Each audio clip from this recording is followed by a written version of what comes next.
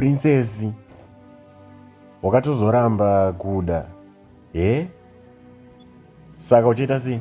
Handichatozive inisha. Wazvonaka problem yemakaudzwa kunzi vanhu vanofanira kutanga varambwa but imi munoita dzungu iye haachade izvezvi.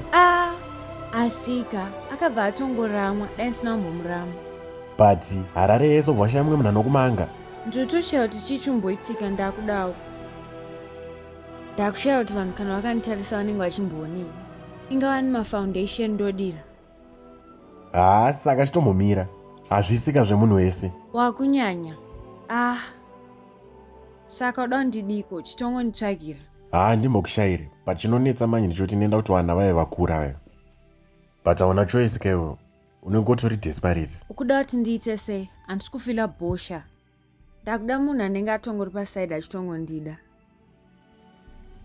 Usatyi. Ndokuitira plan pane lecturer wandoziva.